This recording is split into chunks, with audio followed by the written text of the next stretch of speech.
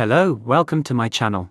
Today, I will be starting with the topic of new research published from the University of California, Berkeley, on how to manage unpleasant feelings. First, let me ask you a question. Have you been waiting in line recently? As the global pandemic has eased this year, long lines have formed in many places around the world, such as restaurants, amusement parks and bubble tea shops. Some people even call it revenge queuing. There are even reports online of people waiting for 6 hours at Shanghai Disney just to interact with a popular cartoon character. The question is how to make the time in line pass more quickly. Can we make similar unpleasant times, like waiting for someone, waiting for an elevator, or waiting for a delayed flight, pass more quickly? Recently, researchers from the University of California, Berkeley, have specifically conducted research on this. The answer is that there is a method to make unpleasant time seem shorter, which is to change time boundaries. What does that mean? Let me give you two sets of numbers. The first set is from 2:55 to 2:58. The second set is from 2:58 to 3:01. Which of these two time periods is longer? When I ask this question, you might think for a moment that they are the same length, both 3 minutes.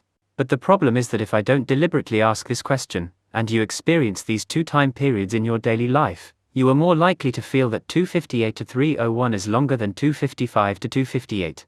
This is because 2:58 to 3:01 crosses the time boundary of 3 o'clock. The feeling is that the time goes from the 2 o'clock range to the 3 o'clock range, whereas 2:55 to 2:58 does not cross the 3 o'clock time boundary, so you feel like it's a little shorter. For example, when booking a ride, the app always shows an estimated arrival time. Researchers specifically investigated more than 1.8 million rideshare travel data and found that, with all other factors like route, departure point, and duration remaining the same, if the estimated arrival time crosses a whole hour, for example, if the ride is during the 4 o'clock hour and the estimated arrival time is in the 5 o'clock hour, the probability of passengers booking a ride will be lower. This is because they feel the time consumption is too long. This is the illusion caused by crossing the time boundary, and these boundaries include not only hours but also morning, afternoon, day, month, year, etc. In short, the same length of time will seem longer once it crosses a boundary. So, back to the initial question, how to make unpleasant time pass more quickly? Obviously, you should prevent it from crossing time boundaries. You might say that you can't control time, so is this possible? It is indeed. Although we cannot control time, we can change the way we describe time. For example, a flight is delayed from 10:58 a.m. to 11:30 a.m. You see, it crosses the 10 o'clock boundary. Passengers will definitely be unhappy. At this time, the airline can announce that the flight is delayed for 32 minutes, but will still land in the morning, emphasizing that the time is still within the morning boundary.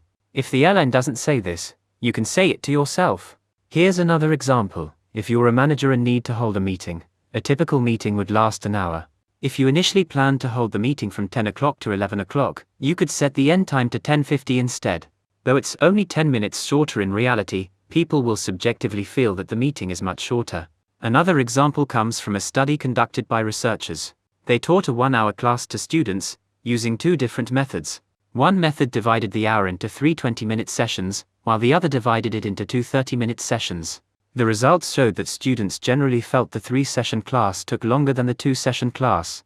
In other words, boundaries act as a lever, amplifying our subjective perceptions of certain things. From this perspective, if you want to make happy times feel longer, create more boundaries. For instance, when organizing a performance, divide it into 2 acts, and people will feel the time is longer. Conversely, if you want to make unpleasant times feel shorter, create fewer boundaries. In fact, this principle applies not only to time, but also to other dimensions. Take product category differentiation, for instance. Nowadays, everyone talks about creating new product categories. A product may have only changed a little bit or not at all compared to an older product, but as long as it's placed in a new category, consumers will perceive it as innovative. For example, there's a recent product called Scalp Wash, which introduced the concept of washing the scalp. The advertisement asks, after all these years of washing your hair, have you ever washed your scalp? This distinguishes the product from regular shampoos. But in reality, haven't we always washed our scalps when washing our hair? For instance, marketing guru Philip Kotler once proposed a theory called price image management, which is about making your prices appear cheaper. One particularly important method is to manage price boundaries effectively. If your competitor sells a product for 2.9 yuan, even if you sell it for 2.99 yuan, you should not sell it for 3 yuan. As long as you're within the same price range, the difference won't be as obvious. Another example is working overtime. Suppose you have to work for 8 hours.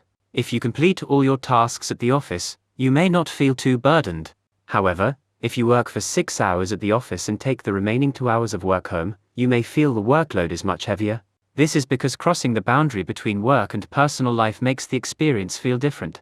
Another example comes from a psychologist named Torb, who wrote a book called Boundaries. It mainly talks about how all our discomforts come from our boundaries being violated. A popular phrase on the internet nowadays is, "I hate people with no sense of boundaries." For example, someone might take food from your lunchbox while you're eating. Or spectators might criticize your performance while you're playing a game. All these examples involve a violation of boundaries. So how can you establish a sense of boundaries within yourself? Let me introduce Torb's method briefly. Establishing a sense of boundaries involves 4 steps. First, clearly tell others your boundaries, or the things you don't want others to touch.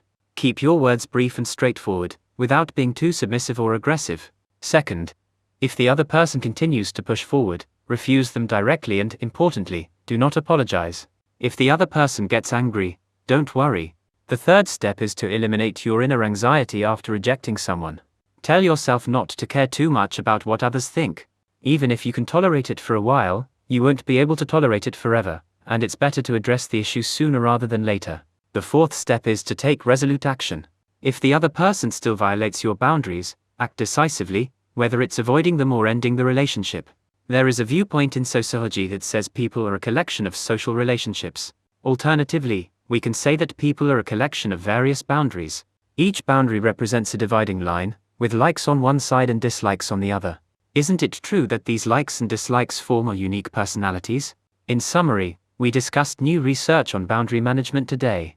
If you know someone interested in this topic, consider sharing today's episode with them. That's all for today. See you in the next episode.